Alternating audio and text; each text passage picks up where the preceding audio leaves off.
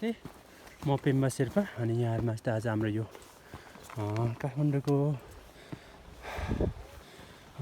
Indoor training सकेपछि चाहिँ फेरि हाम्रो यो IS high mountain rescue level 1 को ट्रेनिङ चाहिँ बेसिक रेस्क्युमा गरेको ट्रेनिङ चाहिँ फेरि यहाँ जसरी अब त्यो तल बेसिक रेस्क्युमा एउटा छोटो दूरीमा 10-15 अथवा 5 मिटरको दूरीमा सेल्फ रेस्क्यु गरिन्थ्यो भने चाहिँ अब यहाँ आएर त हामी 30-35 मिटर जस्तो उच्च स्तरमा आएर चाहिँ यो लाङटाङ लेरुङ रकी अगाडि आएर चाहिँ ट्याङ्जिङ रिक अगाडि आएर चाहिँ हामीले यसरी अब यो रेस्क्यु गरेका छौँ, रेस्क्यु ट्रेनिङ गरेका छौँ भने आज सेल्फ रेस्क्यु ट्रेनिङ हो।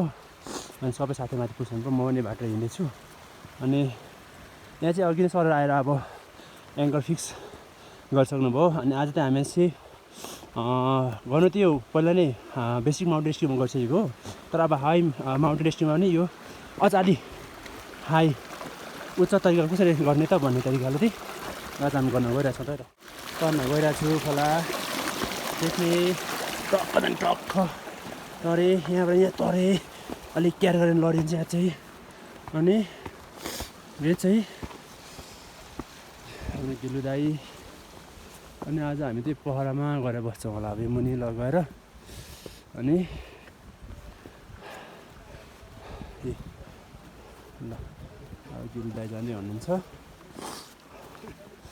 मैले त सबै बोक्ने सामान आफ्नो ब्यागमा बोसेको छु, साथै त्यहाँ हुनुहुन्छ, ट्याङ्जिङ भइहाल्यो।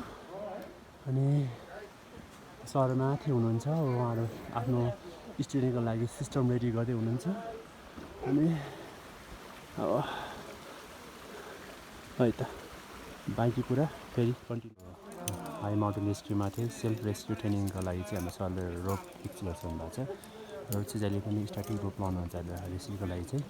अनि जति पनि रोपहरू क्याराबिनरहरू चाहिँ सरले माथि चाहिँ रोपहरू खनेबाट माथि लाँदै हुनुहुन्छ। अनि माथि अनुप सर हुनुहुन्छ, त अनुप गुरुङ, तल चाहिँ हाम्रो टसी सर हुनुहुन्छ, रिता सर है त।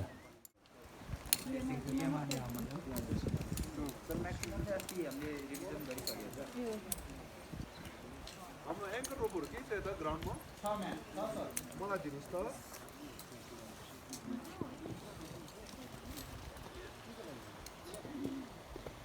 लाङटाङ ट्याङ्जिङ रिक र यो तपाईँको लाङटाङ लेरुङ हिमालको बिचमा छ। यहाँ त अलिकति गएर पनि थोरै मैले अब लगभग 1 मिटरको हिसाबले यति गयो भने यसको टेन्सनले के हुन्छ त, यो चुटिनु भयो कि भएन? यो भइसकेको छ है।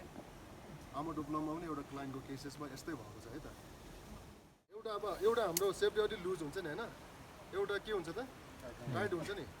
सो तर यहाँ लाग्यो भने के हुने भयो त, यहाँ चाहिँ फरक नपर्ने भयो। यो चाहिँ डिरेक्टली के भयो त है त आइसतिर झुन्डिनु पऱ्यो भने चाहिँ साह्रै मिठो हुन्छ फेरि यो है। अहिले पनि त्यस्तै हुन्छ है त, अहिलेलाई चाहिँ यो निकाल्नु हुन्छ कि है। हामी आफै ट्याङ्गल भएर लडेको छ। अनि हाम्रो यो गियर ऱ्याक गर्दा पनि सिमिलर यो जति पनि यहाँ हामीले लुप छ नि यसो भन्दा तल नजानु भन्छ है त। यो अब हामी प्रायः चाहिँ यसरी बसिरहन्छ धेरै लामो भने के हुन्छ त यहाँ यो क्राम्पनमा अड्किरहन्छ धेरै यसरी बस्छ नि है। त्यो के भएकोले यो तपाईँको डोरीहरू ऱ्याक गर्छ नि, तपाईँले मास्टर ल्याएर आइरहेको हुन्छ, यो के हुन्छ त यस्तो यहाँ राख्यो भने यस्तो भइदिन्छ है। Okay, so this is not proper. Okay, अन्त चाहिँ यहाँ चाहिँ ओभर ह्यान्ड हाने पनि हुन्छ, बटरफ्लाई हाने पनि हुन्छ, फरक परेन। हात छ भने डाँट राख्ने, यो एउटा नटलाई चाहिँ खोलेर यसलाई बायाँ हात छ भने बायाँ हात राख्ने, यसलाई चाहिँ बाहिर राख्ने। अलराइट। अनि यसले पनि के गराउँछ, कहिले कहिले तपाईँहरूको टाउको दुख्छ कि दुख्दैन? टाउको हेलमेट लगाएर दुखिरहन्छ नि, बिकज अफ द्याट है त। त्यहाँ टाइट भइराखेको हुन्छ, त्यसले चाहिँ के गर्छ त किनभने बडी टाइट हुन्छ नि। लगाउने यसरी नसमाउनुहोस् त, यसरी लगाउने हो, नछोप्नु न, यसरी लगाउने, यसरी लगाउने हो। You shouldn't put this inside. You can put this outside.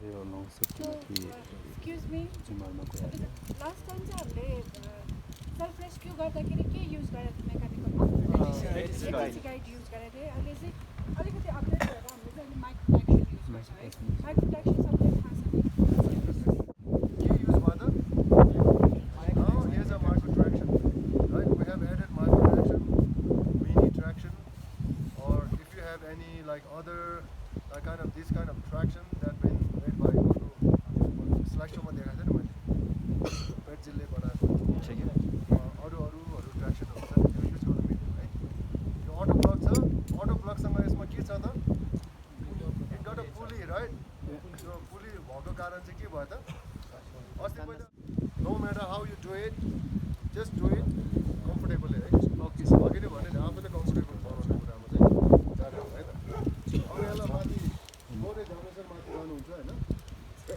हो अलिकति मात्रै टेक्स्ट मात्रै यहाँले म अफ हुन्छ है सल्लाह है मेन त तपाईँले टेक्निक हो यो त अब हामी सर्ने होइन कि तपाईँहरूले चाहिँ फिल यस सर यो त लेग लिपको लागि मात्र हो नि त यसमा चाहिँ हामीले अब इनफ क्याराबिनहरू लक अनलकको कुरा चाहिँ के छ अनि अर्को कुरो अनलक युज गर्नु पाउँछ बाई अनलक बाई आफू सेफ्टी पर्सन प्रपोजको चाहिँ गर्नु पऱ्यो अनि अदर प्रपोज अनि हामी माथि तान्दाखेरि के भन्छ यहाँ ब्रेक भइरहेको छ ओके अन्त पनि त मुनि नै राख्दा हुन्छ यो अनुसार राइट है ओके सो यो चाहिँ इजी प्रोसेसको लागि ताकि यो चाहिँ आनन्दले मजाले राम्रोसँग माथि सक्नुको लागि होइन So whatever you have, there is no mandatory that you need to use tape sling. So whatever you have, just for your leg support, just using this leg support.